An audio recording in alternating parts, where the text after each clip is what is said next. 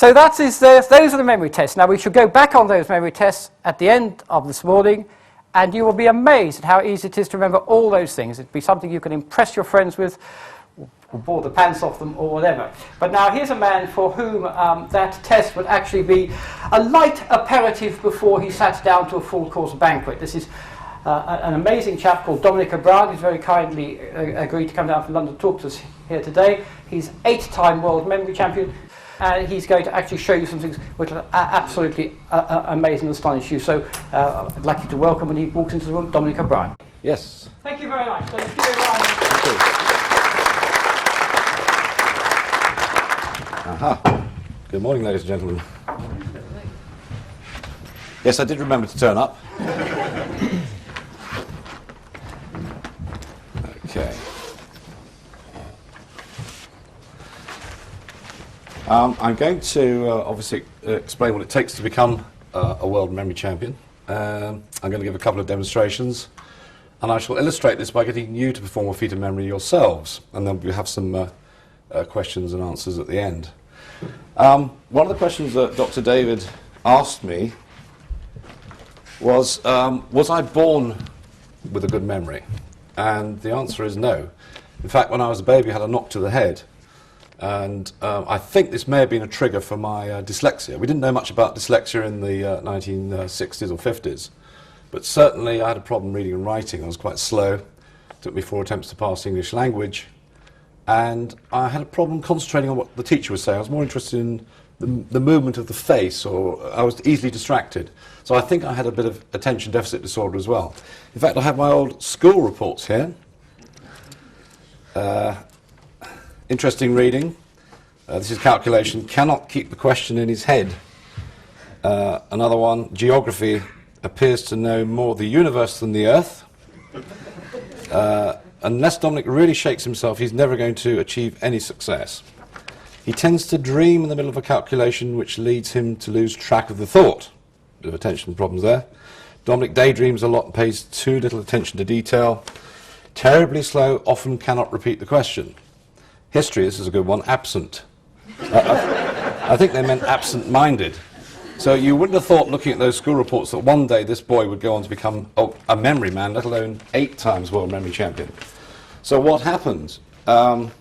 It wasn't until, it was 1987, when I was 12, where the mathematicians, and in fact I was 30, that I saw this amazing guy called Creighton Carvello. Remember Record Breakers with Roy Castle? He was attempting to memorize a deck of cards, which he did in 3 minutes. In fact, 2 minutes 59 seconds. And it's the way the cards were dealt out. They were dealt out one at a time like this. And Creighton was able to memorize the exact sequence. And when I saw that, I was fascinated, because I ruled out the possibility of a photographic memory, because the cards weren't splayed out in a row of 52, so he wasn't photographically memorizing them. He must have had some technique to get the sequence of the information. Either that, or he was born with a very special brain. And interestingly enough, this is a question that the Institute of Neurology asked of me and 9 other top memorizers a few years ago. They wanted to know, do we have very special brains? Are we intellectually superior over and above our memory? Or are we using special techniques? So they did functional magnetic resonance imaging. So they looked at my brain layer by layer. They didn't find any silicon chips in there or any aids for cheating. They said it's a normal brain. Second question is this guy a genius? They said no. I said, there must be some mistake, surely. They said, no, you're quite normal, but you have a trained memory. So the third question is, are we specializing? Are we using parts of our brains that the control group, in fact they were students, are not using? And they found there were areas, and in fact I'll read out what they've said. We found that superior memory was not driven by exceptional intellectual ability or structural brain differences. Rather, we found that superior memorizers used a spatial learning strategy engaging brain regions such as the hippocampus that are critical for memory and for spatial memory in particular. Okay. What I did when I first saw Creighton memorize the cards was I thought, well, maybe he's using some sort of story. I heard about using a story method to connect one card to the next. And with my lively imagination, something I was using at school but not to study anything, I started to turn the cards into pictures, into people, in fact. And very quickly I was able to memorize a half a deck of cards. I made a few mistakes. Then I found I was getting faster and faster. My concentration was increasing. And then in 1991 I was invited to enter the first World Memory Championships. And there were only 7 of us at the time. And fortunately I was able to win it.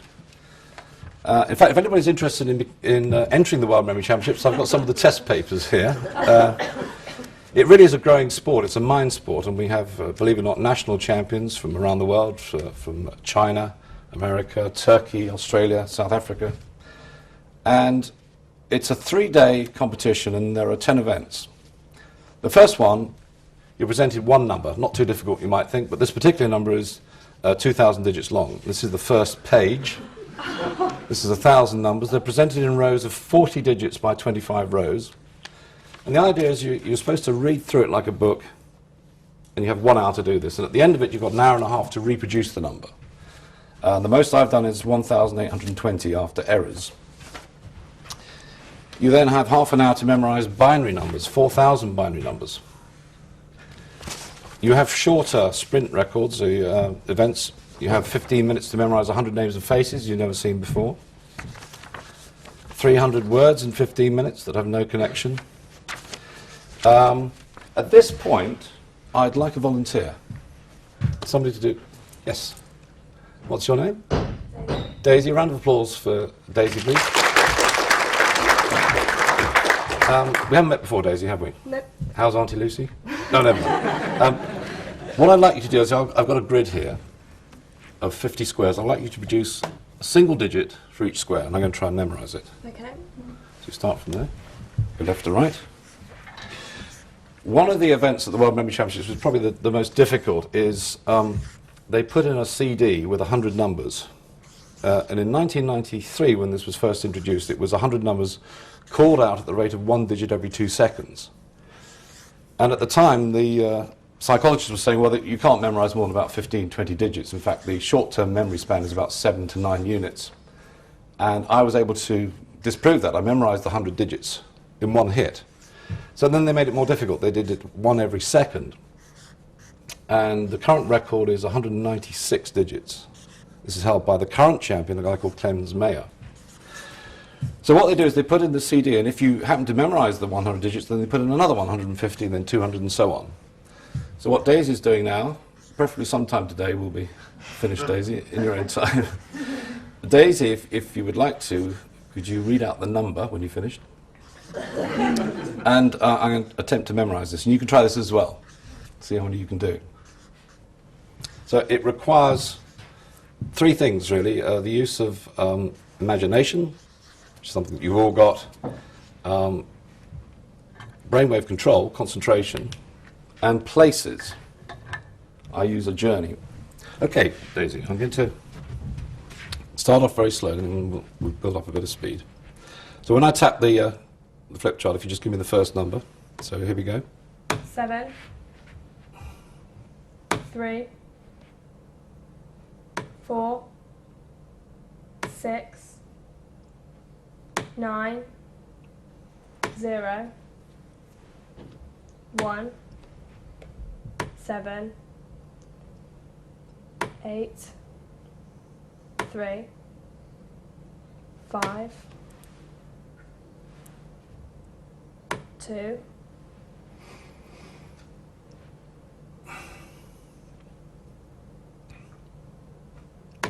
0, 9, 4, 6,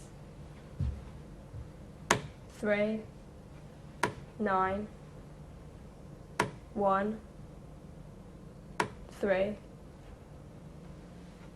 0, 1, 7, 8, 6, 4, 2, 3, 9, 0, 1, 7, You've had that sequence before. 9017. Okay. 8, 3, And that one. Trying to make it easy for me, aren't you? 7, 9, 6, 2, 3, 7, 6, 0, 7, 9, 4, 7, 3, 8, 5, 6. Okay. Just let those numbers filter. If you'd like to take the pen. The last two digits were 5, 6, weren't they? Mm-hmm. Yeah. Anyone want to have a go at this? Okay. I'm going to call out the numbers from the beginning. Hopefully. So it starts with a 7, is that right, Daisy? Yeah. Then a 3. Mm-hmm. 4, Yeah. 6, Yeah. 9, Yeah. 0, Yeah. 1, Yeah. 7, Yeah. 8, 3, Yeah. 5, 2. Yeah. Is that right? 0, Yeah. 9. Yeah. Is it a 4? Yeah. 6, Yeah. 3, 9. Yeah. Is it a 1? Yeah. 3, Yeah. 0, Yeah. 1. Yeah. If you'd like to put a line after that 1 now, what I'm going to do is I'm going to try and go from the end and back to that number. So we'll start with the last digit, which was a 6. Is that right? Yeah. 5. Yeah. Then it's an 8, Yeah. 3, Yeah. 7, Yeah. 4. Yeah. Is it a 9? Yeah. 7, Yeah. 0, 6, 7, 3, Yeah. 2, 6. Yeah. That's another 9, Yeah. 7, Yeah. 3, 8. Yeah. Then that sequence that you like so much, 7, Yeah. 1, 0, 9. Yeah. And then is it a 3, Yeah. 2, Yeah. 4, Yeah. 6, Yeah. then 8, 7. Yeah. Then we're back at the middle. Yeah. Okay.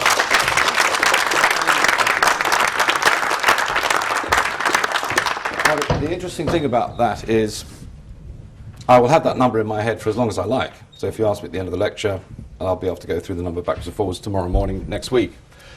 Probably after about a month, it'll begin to fade.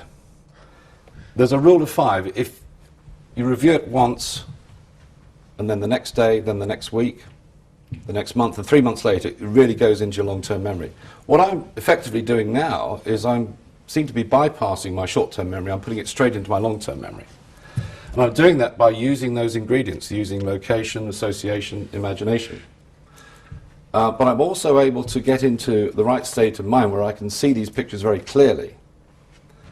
Let me just give you an example of this. Imagine going back to your old school and looking at the front gates, and they've gone digital. So there's a time on there which says 2:15. So it says 14:15. So just imagine that, a clock outside, 14:15. And as you go down the school drive, you see a balloon and string, which looks like the number 9, the number shaped for 9. And it's attached to a swan, which looks like the number 2. 2 looks like a swan. I don't know whether you have an old school chapel, but just imagine going to the chapel and there's a wedding ceremony and there's a 65-year-old man marrying a 35-year-old woman. Lucky man. 65-year-old man marrying a 35-year-old woman. Now, just go back through the story and tell me what the number is. 14:15. So it's 1415, 9, 2, 65, 35. Very easy. Does anybody know what that number is? What I've done is I've tricked you into memorizing the first 10 decimal places to pi, 3.1415926535. And you did that very quickly. How long will you have that number in your head for?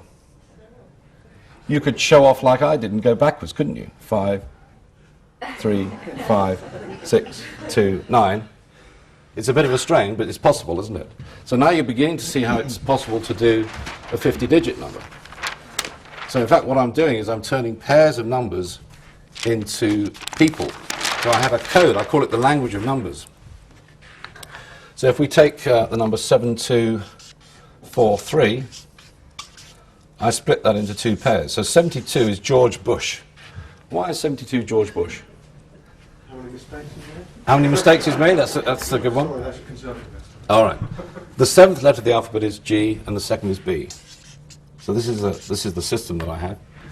And 43 becomes David Copperfield. So now I have a picture of George Bush pulling a rabbit out of a hat, which is what he needs to do to stay in power. If it was the other way around, if it was 43-72, what would that be?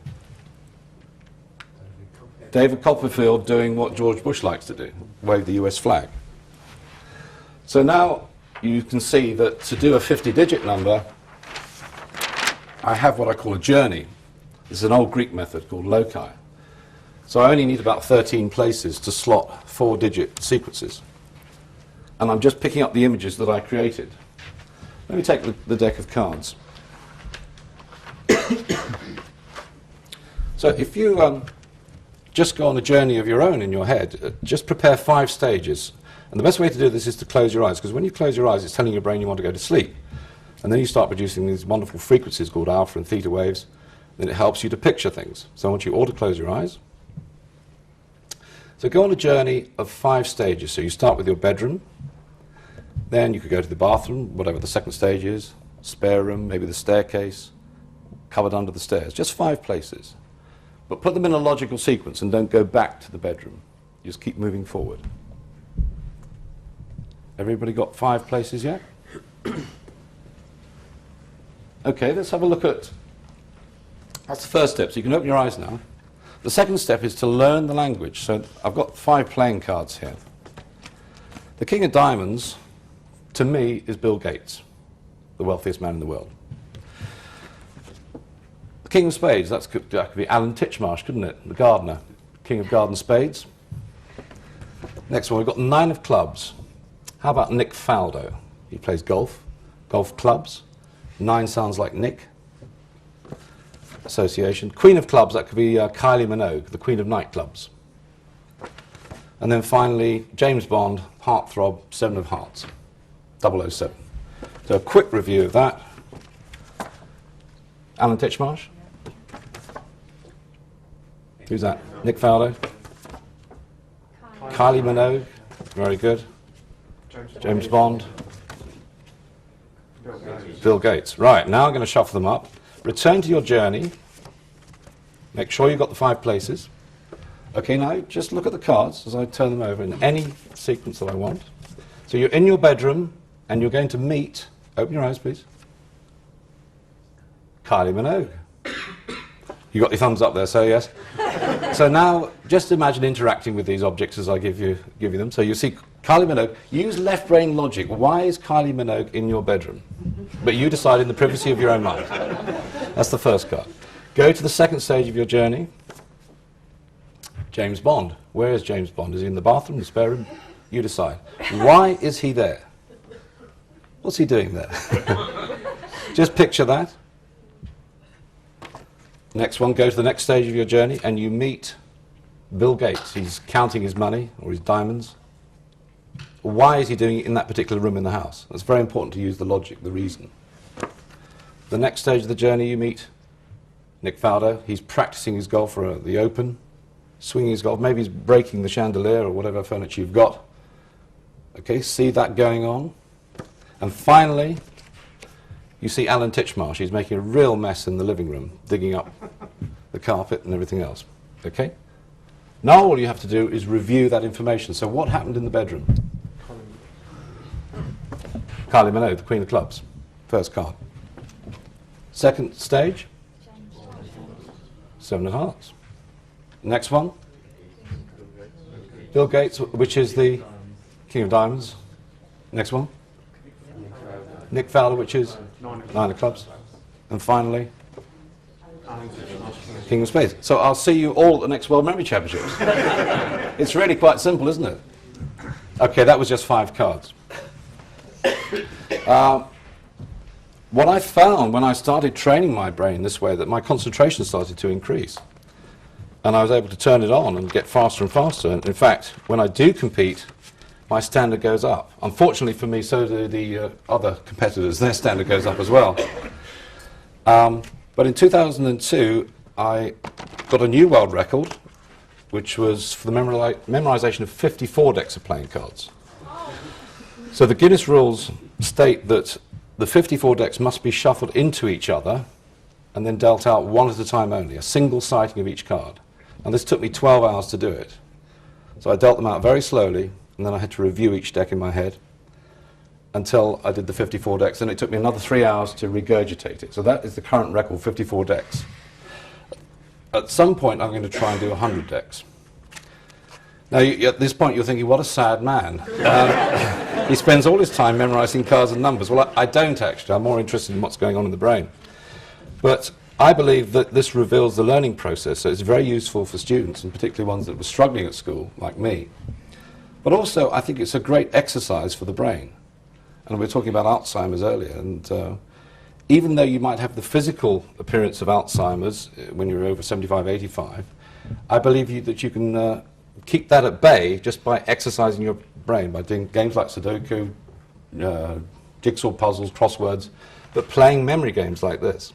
What about bridge? What about bridge? Yeah. Yes, that's very good, but it's not really straining your brain. You need to do this for about a 10-minute stretch.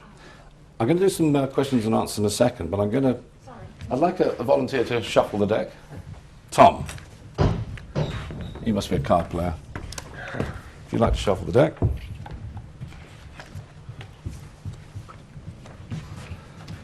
I'm going to try and beat Creighton's record of 2 minutes 59 seconds with one error. So maybe someone would like to time me on this. So Tom's shuffling the deck, and I'm going to deal them out one at a time. Okay, let's stand aside.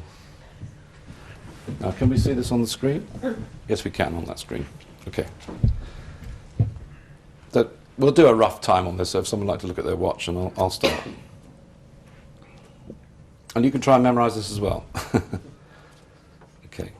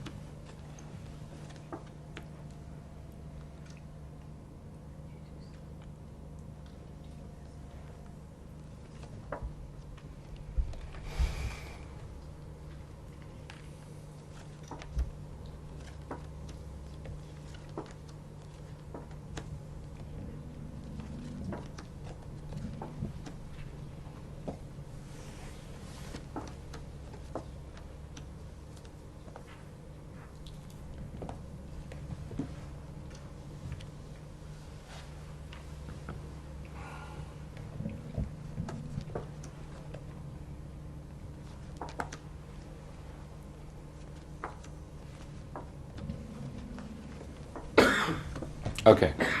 Anybody got a time on that? 223. Sorry? 223. 2:23. Okay, I'm going to let those cards filter through.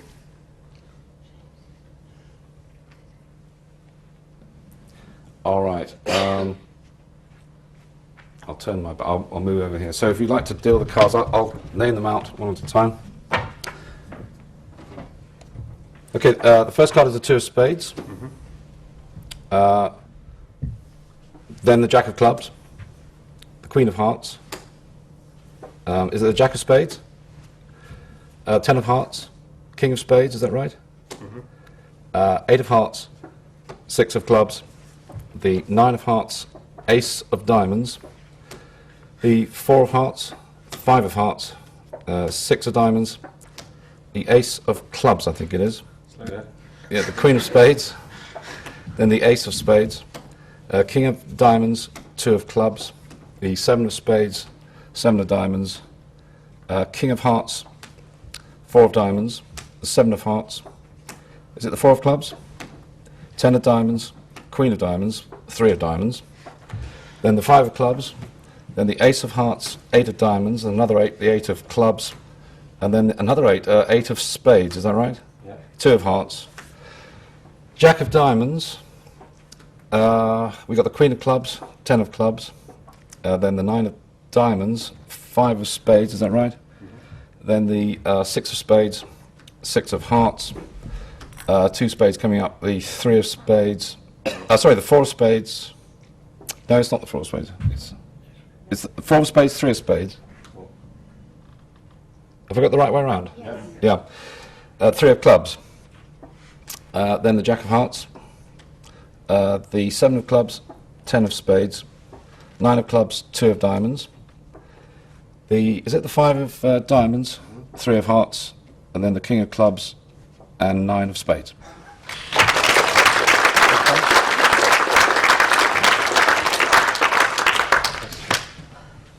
And the good thing about that is I now know the sequence inside out. So if we look at any card, the 4 of Clubs, I know the 7 of Hearts is behind it, and then the 10 of Diamonds should be after it.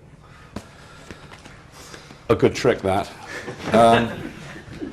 Somebody said, as you can memorize so many cards, why don't you start playing the casinos? So I did. I took 6 months out, studied the game of blackjack, and started to clean up.